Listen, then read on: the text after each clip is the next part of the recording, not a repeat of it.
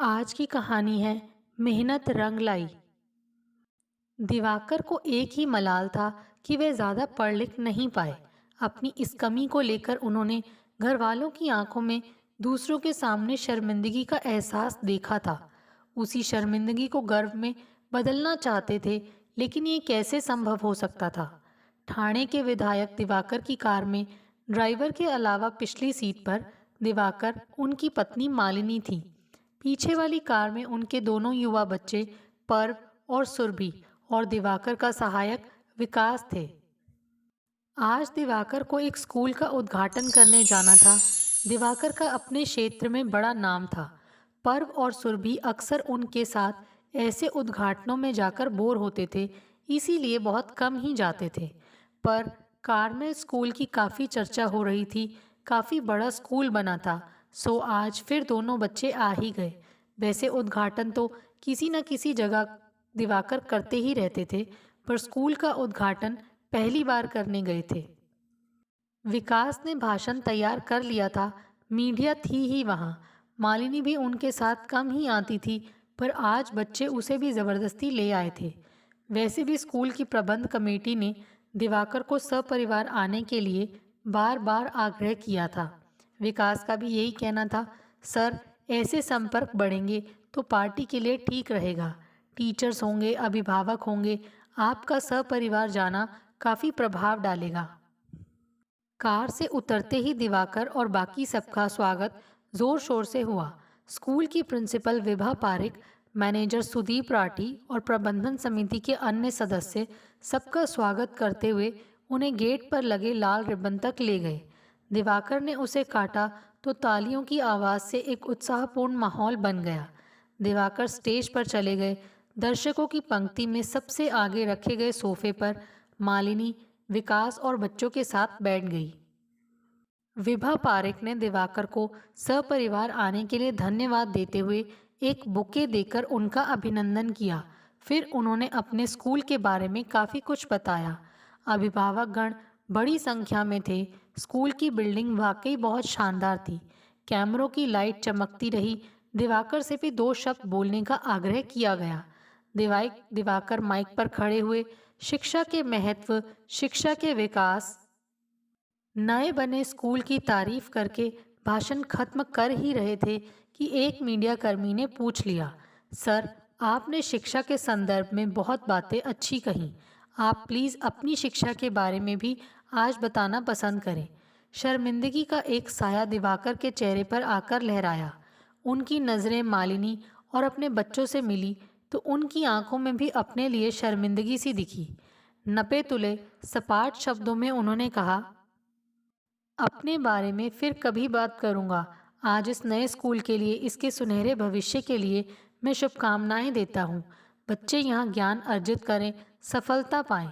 तालियों की गड़गड़ाहट से सभा समाप्त हुई, पर शर्मिंदगी का जो एक कांटा आज दिवाकर के गले में अटका था, लौटते समय कुछ बोल ही नहीं पाए, चुप ही रहे। मालिनी को घर छोड़ा और विकास के साथ अपने ऑफिस निकल गए। विकास दिवाकर के साथ सालों से काम कर रहा था। दोनों के बीच आत्मीय संबंध थे। दिवाकर के तनाव का पूरा अंदाज़ा विकास को था।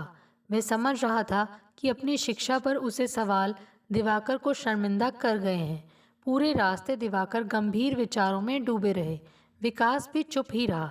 ऑफिस पहुंचते ही विकास ने उनके लिए जब कॉफ़ी मंगवाई, इतनी देर में पहली बार हल्के से मुस्कुराए, कहा, तुम्हें सब पता है मुझे कब क्या चाहिए।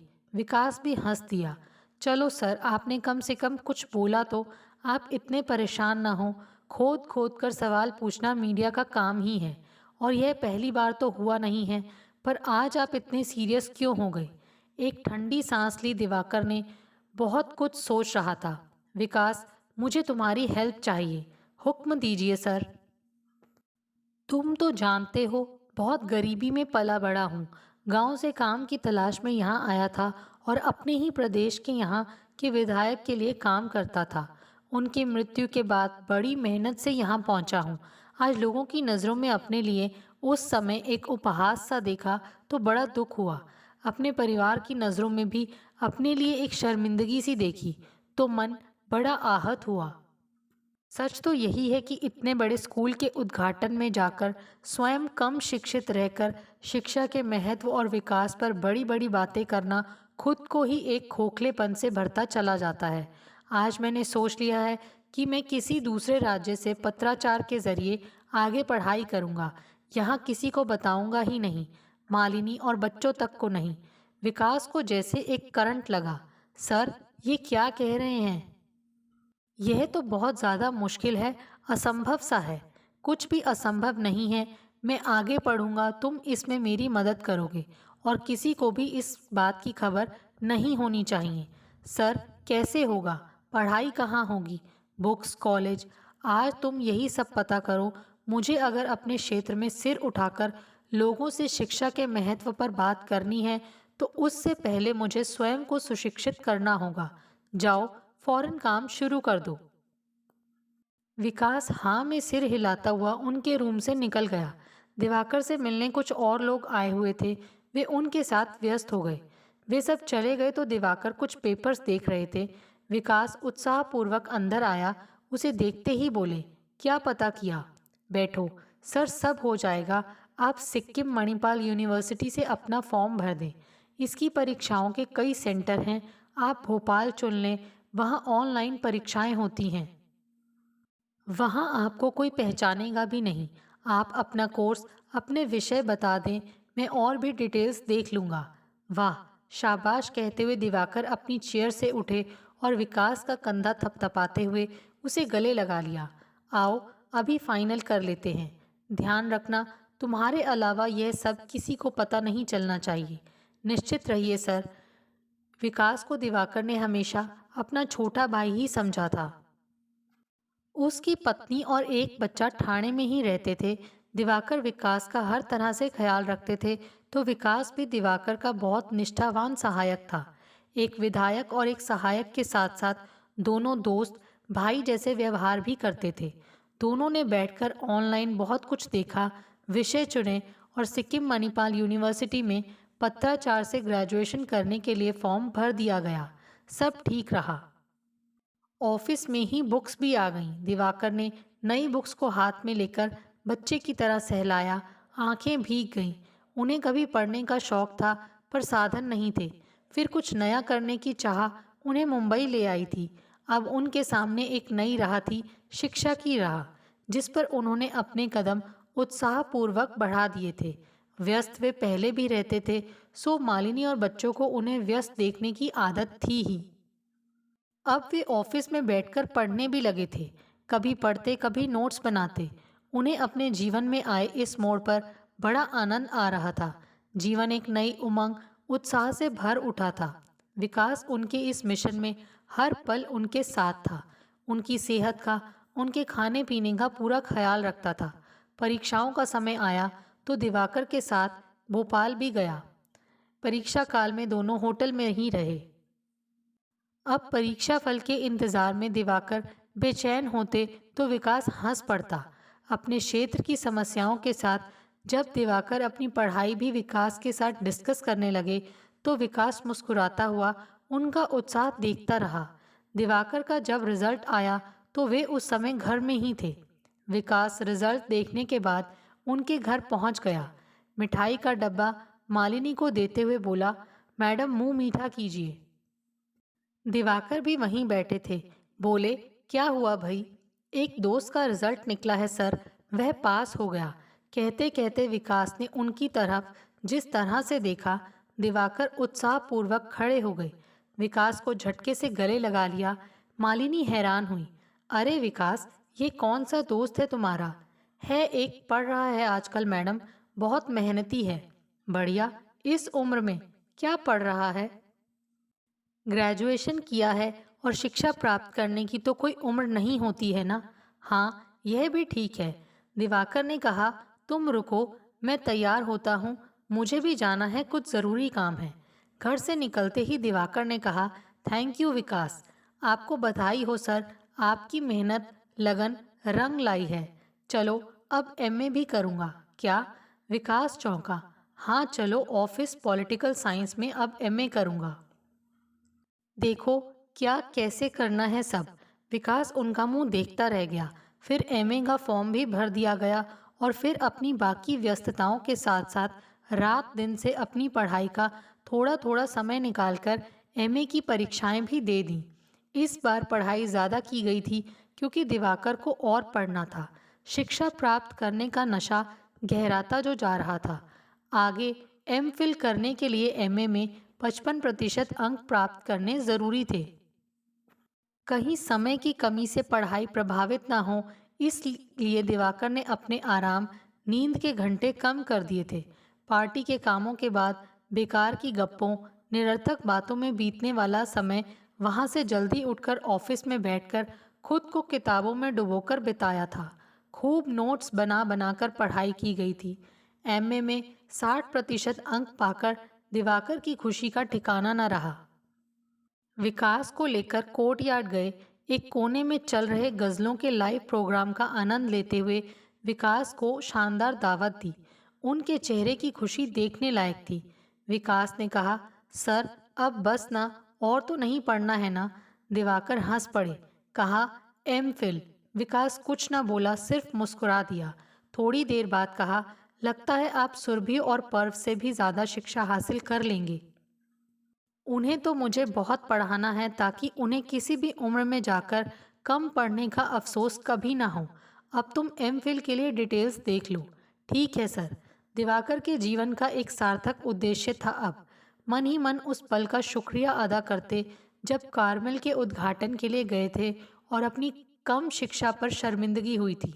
अब किताबों के साहित्य में जीवन जैसे एक नई दिशा की तरफ बढ़ता जा रहा था। दिवाकर की छवि एक मेहनती और सहृदय नेता की थी। अब जब वे सुशिक्षित होते जा रहे थे, कई बातें और स्पष्ट होती जा रही थी।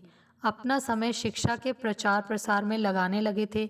विकास ने आकर उन्हें आगे की जानकारी देते हुए कहा, सर आप इग्नू से एमफिल के लिए फॉर्म भर दें, पर इसमें एडमिशन के लिए लिखित परीक्षा होगी, फिर इंटरव्यू होगा, तब एडमिशन होगा। काफ़ी तैयारी करनी पड़ेगी। सर पत्राचार से 18 महीने का कोर्स है। पल भर सोचते रहे दिवाकर, फिर बोले, हाँ काफ़ी समय निकालना पड़ेगा। लिखित परीक्षा, इंटरव्यू, हाँ ठीक है, भर दो मेरा फॉर्म। विकास उन्हें गर्व भरी नज़रों से देखता रहा। फिर दोनों अपने अपने काम में व्यस्त हो गए। दिवाकर रात तक ऑफिस में बैठकर पढ़ते। बहुत व्यस्त पहले भी रहते थे, अब बहुत रात होने लगी तो मालिनी ने टोका भी, आजकल कुछ ज़्यादा ही देर से आ रहे हो। पहले तो इतनी रात कभी नहीं हुई। बच्चों ने भी संडे को कहा, पापा पहले तो संडे को आराम करते थे, अब संडे को भी ऑफिस। सबको देखकर मुस्कुराते हुए दिवाकर ने जवाब दिया, एक प्रोजेक्ट पर काम कर रहा हूँ। कितना टाइम लगेगा? लगभग 2 साल। शायद बीच बीच में दिल्ली भी जाना पड़े। सबने पार्टी का काम समझकर ही संतोष कर लिया। दिवाकर को कोई बुरी आदत तो थी नहीं, हमेशा घर गृहस्थी के प्रति भी जिम्मेदार रहे थे। सबने इसे राजनीतिक व्यस्तता समझकर यह विषय यहीं रोक दिया। दिवाकर ने लिखित परीक्षा भी पास कर ली, दिल्ली जाकर इंटरव्यू भी दे आए। विकास हर कदम पर उनके साथ था। उनका चयन हो गया। दिवाकर एमफिल की पढ़ाई में जुट गए। जहाँ कभी कुछ अटकते, विकास गूगल पर खोजबीन कर उनकी मदद करता। इग्नू में कुछ संपर्क निकालकर विकास कुछ प्रोफेसर्स के फ़ोन नंबर भी ले आया था। उन्होंने यथासंभव दिवाकर की मदद करने का आश्वासन भी दिया था और वे मदद कर भी रहे थे। और एमफिल भी हो गया। अपनी डिग्री हाथ में लेने पर दिवाकर की आंखों से आंसू बह निकले। विकास की आंखें भी भीग गईं। गर्व हुआ, इतने मेहनती नेता का सहयोगी है वह। ठाणे लौटते हुए घर जाने से पहले उन्होंने सबके लिए उपहार लिए। एक बड़ी धनराशि लिफाफे में रखकर विकास को देते हुए कहा, जो तुमने मेरे लिए किया उसका मूल्य हो ही नहीं सकता। वह अनमोल है। यह सिर्फ तुम्हारे और तुम्हारे परिवार के लिए मेरा खुशी का उपहार है।